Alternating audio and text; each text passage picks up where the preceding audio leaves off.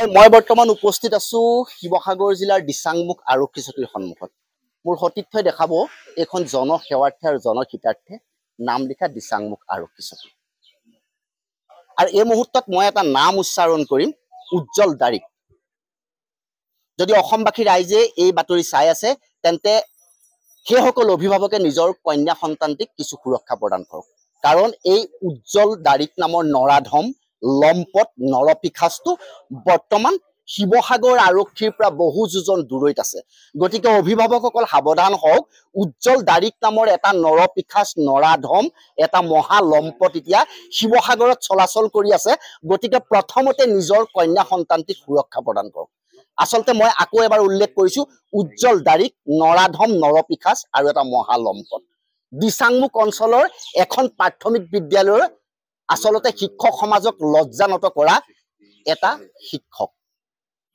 এই শিক্ষকজনৰ আচলতে কুচৰিত্ৰৰ বলি হল 3গৰাকীকৈ নাবালিকা, যাৰ বয়স 10ৰ পৰা 11 বছৰ।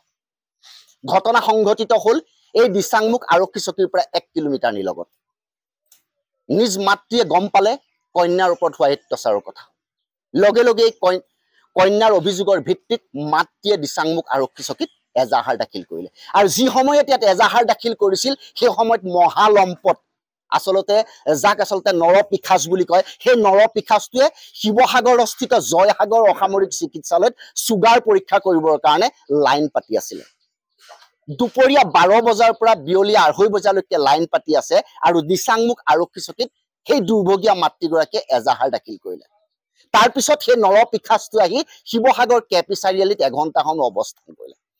তাৰপিছত সেই একেটা নৰপিশাচে আন্ধাৰ হোৱাৰ পিছত দিচাংমুখত উপস্থিত হল। তাৰপিছত মোবাইল চুইচ অফ কৰিলে। শিৱসাগৰ আৰক্ষীৰ বাবে তেওঁ পলাতক। আৰু এই ঘটনাৰ পৰিপ্ৰেক্ষিতত অনুসূচিত জাতি ছাত্ৰ সন্থাই আজি ৰাজপথ কঁপাবলগীয়া হৈছে। তেওঁলোকৰ এটাই দাবী, এই মহালম্পট নৰপিশাচ উজ্জ্বল দাৰিকক গ্ৰেপ্তাৰ কৰিব লাগে। সাধাৰণতে গ্ৰেনেড বিস্ফোৰণৰ মাত্ৰ 10 ঘণ্টা 5 ঘণ্টা 6 ঘণ্টাৰ পিছতে উগ্ৰপন্থীক আটক কৰাৰ দৃষ্টান্ত আছে অসম আৰক্ষীৰ। কিন্তু চৰকাৰী চাকৰি কৰা 1 কিলোমিটাৰ নিলগতে যাৰ বাসগৃহ উজ্জ্বল দাৰিক নামৰ সেই মহালম্পটটোক কিন্তু দিচাংমুখ আৰক্ষীয়ে প্ৰায় 100 ঘণ্টা অতিক্ৰম কৰাৰ পিছতো গ্ৰেপ্তাৰ কৰিবলৈ সক্ষম হোৱা নাই। যাৰ পৰিপ্ৰেক্ষিতত কিন্তু ক্ষুব্ধ ৰাইজ এতিয়া ৰাজপথৰ ওপৰলৈ ওলাই আহিছে। আমাৰ সৈতে আছে প্ৰতিবাদী কাৰ্যসূচীক নেতৃত্ব প্ৰদান কৰা মৃদুল দাস। কি কব সমগ্ৰ ঘটনাৰ সন্দৰ্ভত? চাওক, সমগ্ৰ ঘটনাটো অতি লজ্জাজনক। মানুহৰ আগত কবলৈ যি ভাৱ নাই, ভাষা নাইকিয়া। য'ত নেকি শিক্ষা পোহৰ বিলাবলৈ যোৱা লম্পট শিক্ষক হৈছে অসুৰক্ষিত, যৌন নিৰ্যাতন চলাইছে ছাত্ৰীৰ অভিভাৱকে অভিযোগ দিছে। তাৰ পিছতো কিন্তু লম্পট শিক্ষক সেইজন কিন্তু মুকলি আকাশৰ তলত। আজি আমি প্ৰতিবাদ কৰিছো 23 তাৰিখৰ ঘটনা। আজি আমি প্ৰতিবাদ কৰিছো 28 তাৰিখে। আমিও চাই আছিলো জিলা প্ৰশাসনৰ হাত আৰু মুখলৈ যে আমাৰ সেই কণমানি ছাত্ৰী কেইগৰাকীয়ে ন্যায় পাওক।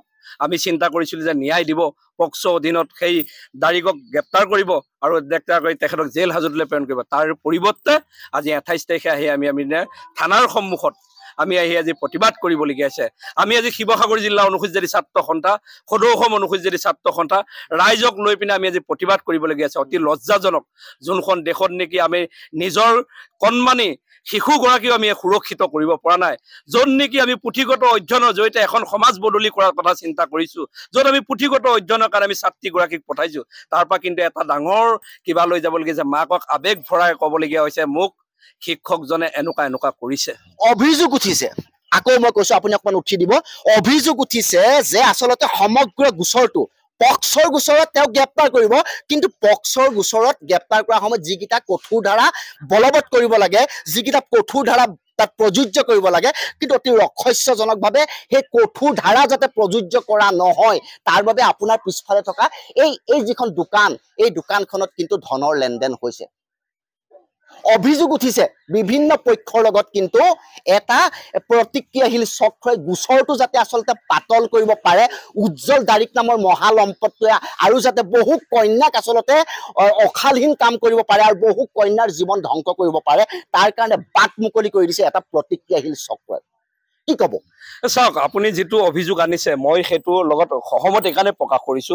উজ্জ্বল দাইকে এটা কথাই ভুল বুজিলে। উজ্জ্বল দাইকে 3গৰাকী ছাত্ৰীক যৌন নিৰ্যাতন চলাইছে আৰু উজ্জ্বল দাইকে এইটো কথা ভাবি যদি ভুল, সেই কিগৰাকী ছাত্ৰী আছিলে অনুসূচিত জাতিৰ সন্তান হয় আৰু অনুসূচিত জাতিৰ ছাত্ৰ সন্থা, অনুসূচিত জাতিৰ ৰাইজ এখন দোকানৰ ভিতৰত সোমাই থকা নাই।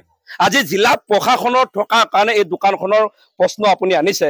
এই দোকানখনৰ ভিতৰত এটা অনুসূচিত জাতিৰ ৰাইজ সোমাই আছে নেকি? এটা দেৱ শিশুৰ সতীত্বৰ মূল্য 1 লাখ টকাৰ এখন দোকানৰ ভিতৰত সেই সতীত্বৰ কিনা বিচা হয় নেকি? সেই কাল্পিত লম্পট যিটো কাল্পিত লম্পট প্ৰেমী উজ্জ্বল দাৰিকক কঠোৰতকৈ কঠোৰ শাস্তি দিয়ক। পক্সৰ আইনৰ অধীনত যাতে এনেকুৱা গোচৰ ৰুজু নকৰে য'ত নেকি যাতে 3 মাহৰ পিছত মুক্ত আকাশৰ তলত বিচৰণ কৰিব পাৰে। আজি আমি স্মাৰক পত্ৰ দিব লাগিছে, 3টা দাবী লৈ আহিছো। এই 3টা দাবীত আপুনি যদি চাই, ইয়াত আপুনি জিলা প্ৰশাসনৰ মানুহ একাৰণে আহিব লাগিব। ইয়াৰ পৰা গৈ জিলা প্ৰশাসন গৈ পিনে নিজৰ অফিচত পুৰা আগমুহূৰ্ততে তেওঁ নিলম্বনৰ যিখন কাগজ সেইখন ওলাব লাগিব। তেতিয়াই শিৱসাগৰ জিলা অনুসূচিত ছাত্ৰ সন্থা ইয়াৰ পৰা যাব। ইয়াৰ পৰা গৈ পিনে জিলা প্ৰশাসন গৈ পোৱাৰ আগতে এই 3গৰাকী ছাত্ৰীয়ে কিন্তু ন্যায় পাব লাগিব। ইয়াৰ পৰা গৈ পোৱা জিলা প্ৰশাসনৰ আগতে এই লম্পট যিটো শিক্ষক আছে সেই শিক্ষকটো কিন্তু গ্ৰেপ্তাৰ কৰিব লাগিব। অন্যথা কিন্তু আমি জংগী আন্দোলনৰ কাৰ্যসূচী গ্ৰহণ কৰিম। আপোনাক মই আৰু এটা কথা কৈ গৈছো, যিটো অভিযোগ আনিছে সেই অভিযোগটো যিসকলে অভিযোগ কৰিছে, যিসকলে ধন দিছিলে সেইসকলে ধন কিয় দিছিলে আৰু যিসকলে লৈছিলে কিয় লৈছিলে, তেওঁলোকে কিয় ৰাজহুৱা নকৰে? গ্ৰেনেড বিস্ফোৰণকাৰীক 5 ঘণ্টাত আৰক্ষীয়ে ধৰে লম্পট, কিন্তু উজ্জ্বল দাৰিকক 5 দিনও বিচাৰি পোৱা নাই। সেই কথাটো মই আপোনাৰ আগত অৱগত নকৰিলো, সকলো ৰাইজে গম পাইছে। গ্ৰেনেড বিস্ফোৰণৰ কাৰণে দুৰ্দৰ্শ সন্ত্ৰাসবাদীক যদি 5 ঘণ্টাৰ ভিতৰত ধৰিব পাৰে, 23 তাৰিখৰ পৰা যদি 28 তাৰিখলৈ ধৰিব পৰা নাই, সেই কথাটো আজিকালি সকলো মানুহে বুজি পোৱা হৈ গৈছে। সেই কথাটো মই আপোনাৰ আগত অৱগত নকৰিলো, সকলোৱে বুজি পাইছে। কেলে উজ্জ্বল দাইক কিয় বাচি আছে? আজি এই ছাত্ৰী কিগৰাকীৰ লগত কোনো নাহিব বুলি ভাবি ৰক্ষণা দিছিলে নেকি, সেইটো প্ৰশ্ন হৈছে। কিন্তু তেখেতলোকে সেনুক দেখি দুৱা মাৰিছে, সেনুক দেখি ৰণা বাঢ়িছে। সেইটো কিন্তু নহব। আমি 24 ঘণ্টা সময় দিছো। 24 ঘণ্টা কাইলৈ, আজি 2টা বজাৰ পৰা কাইলৈ 2টা বজাত শেষ হ'ব। কিন্তু তাৰ পিছত চাব অনুসূচিত জাতিৰ ৰাইজ এনেকে বহি নাথাকে। আজি আমি ইয়ালৈ আহিছো, গণতান্ত্ৰিক মাধ্যমেৰে এটা কাৰ্যসূচী ল'বলৈ আহিছো। তেখেতলোকক আমি সন্মান জনাইছো যাতে আমি ন্যায় পাওঁ। যিটো হৈ গৈছে সেই ঘটনাটো ন্যায় পাব লাগে। মুখ্যমন্ত্ৰীয়ে বাৰম্বাৰ কৈ আছে কন্যা শিশুৰ সুৰক্ষাৰ কাৰণে অসম আৰক্ষীয়ে কিন্তু যিমান দূৰ সম্ভৱ সকলো পদক্ষেপ গ্ৰহণ কৰিব। কাইলৈ মুখ্যমন্ত্ৰী আহিব আৰু মাত্ৰ কেইটামান ঘণ্টা আছে। মুখ্যমন্ত্ৰী যি স্থানলৈ আগমন ঘটিব সেই স্থানত সতীত্বৰ কিনা বিচা হৈছে এগৰাকী দেৱ শিশুৰ। চাওক, আপোনালোকে আজি যদি ভালকে যদি দেখায়, কাইলৈ মুখ্যমন্ত্ৰী ইয়াত আগমন হ'ব। মুখ্যমন্ত্ৰীয়ে এই ঘটনাটো গোটেই পৰিঘটনাটো তদন্ত কৰিব। আমি মুখ্যমন্ত্ৰীক তেওঁলোকক 24 ঘণ্টা সময় দিছো। যদি আজিৰ ভিতৰত যদি তেখেতলোকে যদি এই লম্পটজনক যদি গ্ৰেপ্তাৰ কৰিব পাৰে, আজিৰ ভিতৰত যদি আনি পিনে জেল হাজতলৈ যদি প্ৰেৰণ কৰে, তেখেতলোকক যদি সোপা ঢিলা নীতি আদৰ্শৰে যদি তেখেতলোকক যদি সৰু সুৰা যদি গোচৰ ৰুজু কৰি তেখেতলোকক যদি তাত যদি ৰাখে বা শিক্ষা বিভাগত তেওঁক যদি নিলম্বিত নকৰে, কিন্তু আমি প্ৰতিবাদী কাৰ্যসূচী কৰিম। ফৰিদ ইছলাম হাজৰিকা, বৰ লজ্জাজনক বিষয়। কথা হৈ গ'ল কি, আমি CWC DCPক ইতিমধ্যে আমি স্মাৰকপত্ৰ প্ৰেৰণ কৰিছোঁ আৰু আমি 48 ঘণ্টা সীমাই আমি সামাজিক মাধ্যমত ঘোষণাও কৰিছোঁ। ওচৰ পাতল কৰাৰ এটা চক্ৰান্ত চলিছে। যিটো ধাৰা তাত প্ৰযোজ্য কৰিব লাগে সেই ধাৰা ৰহস্যজনকভাৱে প্ৰযোজ্য কৰা নাই। যিহেতু গ্ৰামাঞ্চলৰ বাকীয়ে নাজানে কোনটো ধাৰা কিমান কঠিন, কি ক'ব? পক্সো গোচৰ আপুনি সৰু বুলি আমি একো ক'ব নোৱাৰোঁ। পক্সো 10 যিটো লাগিছে বৰ সৰু ঘটনা নহয়। মোৰ চকুৰ সন্মুখতে লাহতীৰ পৰিয়াল কিন্তু এতিয়া জেলৰ বাহিৰত 10 দিনো নাথাকিলে। মেইন কথা হৈ গ'ল কি, মেইন চাৰ্জশ্বিটখনৰ ওপৰত ডিপেণ্ড কৰিব। মেইন চাৰ্জশ্বিটখন কেনেধৰণে দাখিল কৰা হৈছে আৰু এটা প্ৰেছাৰ ক্ৰিয়েট গ্ৰুপ থাকিব লাগিব। যিহেতু আমি উদাহৰণ দৃশ্যৰূপে নামটি কেছটোত আমাৰ ন্যায়পালিকাই 30 বছৰ জাজমেণ্ট প্ৰদান কৰিছে।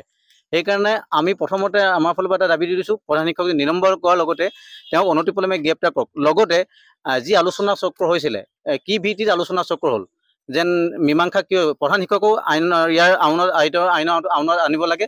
আৰু লগতে এই শিক্ষকজনক বচাবলৈ যিসকলে চেষ্টা কৰিছে, তেওঁ অঙহী বঙহী হওক বা যিয়ে হওক, সেই সকলোকো পক্সো আউনৰ আনি পেলাই তেওঁলোকক গ্ৰেপ্তাৰ কৰিবলৈ আমি আৰক্ষী প্ৰশাসনক অনুৰোধ জনাইছোঁ। হয়, এয়াই আছিল দিচাংমুখৰ সেই নিদাৰুণ ঘটনা, যি ঘটনাত আচলতে এগৰাকী কণমানি 11 বছৰীয়া দেৱ শিশুৱে এতিয়া ন্যায় বিচাৰি হাহাকাৰ কৰিবলগীয়া হৈছে। আগন্তুক দিনত লক্ষণীয় হ'ব অসম আৰক্ষীয়ে মুখ্যমন্ত্ৰীৰ সেই নিৰ্দেশ পালন কৰি কিদৰে সেই 11 বছৰীয়া দেৱ শিশুটি আৰু বাকী যি 2টা কণমানি শিশু আছে তেওঁলোকক ন্যায় প্ৰদান কৰে।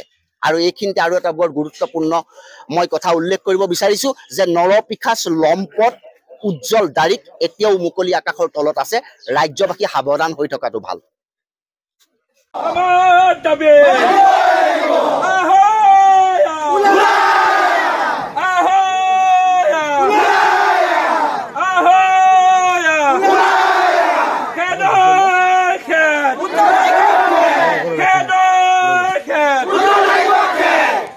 সাপ্তাহিকক গ্ৰেপ্তাৰ কৰক অনুসূচিত জাতি ছাত্ৰ সন্থা জিন্দাবাদ অনুসূচিত জাতি ছাত্ৰ সন্থা জিন্দাবাদ দাবী লম্পট শিক্ষকক গ্ৰেপ্তাৰ কৰক লম্পট শিক্ষকক গ্ৰেপ্তাৰ কৰক লম্পট শিক্ষকক গ্ৰেপ্তাৰ কৰক